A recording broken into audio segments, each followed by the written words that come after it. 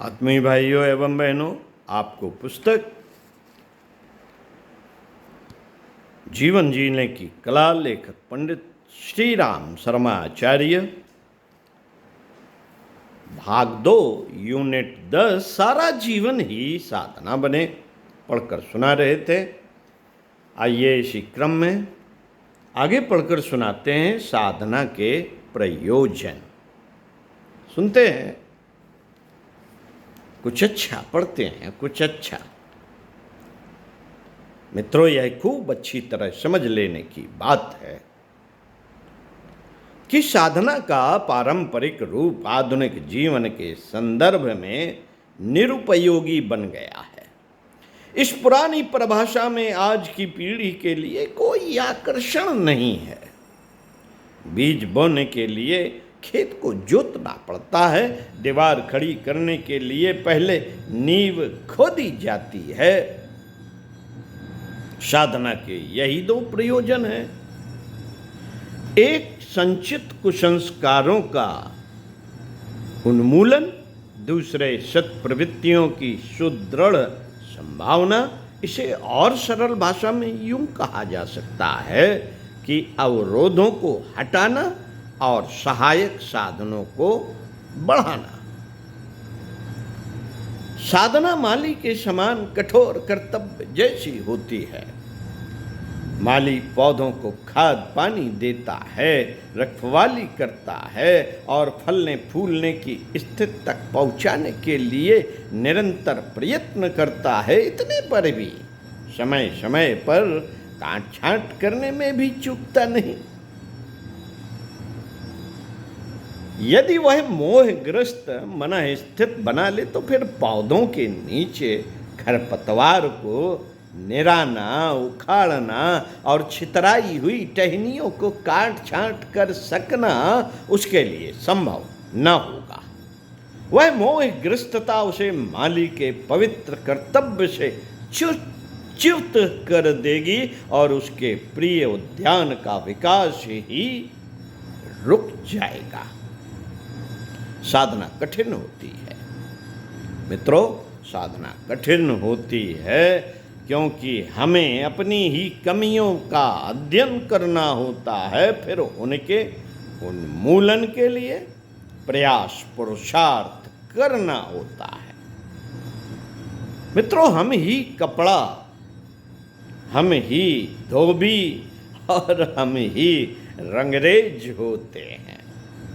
यह स्थिति साधक के लिए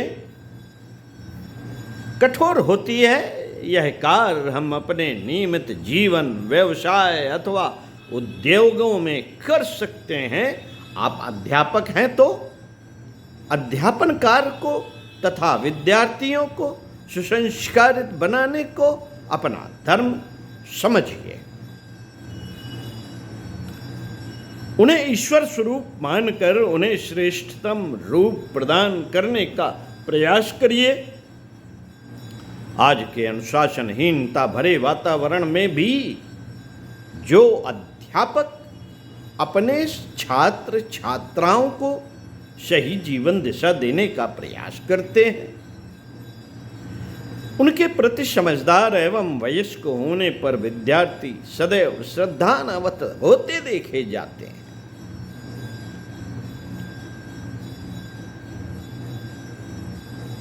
किनके प्रति? जो अपने छात्र छात्राओं को सही जीवन दिशा प्रदान करने का प्रयास करते हैं।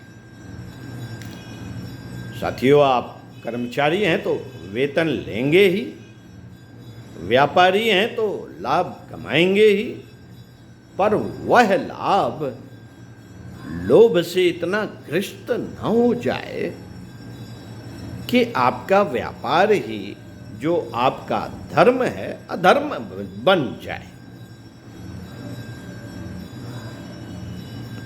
ग्राहक व्यापारी का इष्ट है। इष्ट को रुष्ट नहीं किया जाता है। इष्ट एकाग्रता एवं निरहंकारिता की अपेक्षा करता है। आपका आत्मीय, विनम्र सेवा भावना पूर्ण एवं स्नेह संवेदना सिक्त व्यवहार आपके ग्राहक को गदगद कर देगा और वह सदा सदा के लिए आपको अपना समझने लगेगा।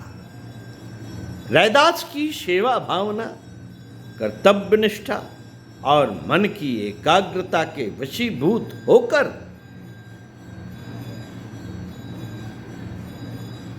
स्वयं गंगा उनकी कठौती में पहुंचती थी। क्यों?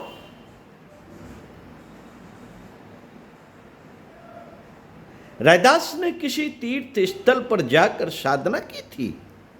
नहीं। क्या उन्होंने कोई जप अनुष्ठान किया था अथवा माथे पर लंबा सा तिलक, गले में तुलसी रुद्राक्ष की मालाएं और शरीर पर राम नामी चादर सजाई थी? नहीं। पशुओं की खाल के जूते गांठने वाले रैदास ने तो अपने काम को ही धर्म, अपने ग्राहक की संतुष्ट को ही पूजा समझा। जो कुछ किया यह समझकर किया कि प्रभु का कार्य कर रहे हैं। उन्होंने अपने कार्य के माध्यम से ही जीवन साधना की थी। साथियों, इसी क्रम में आगे पढ़कर सुनाएंगे क्या किया जाए।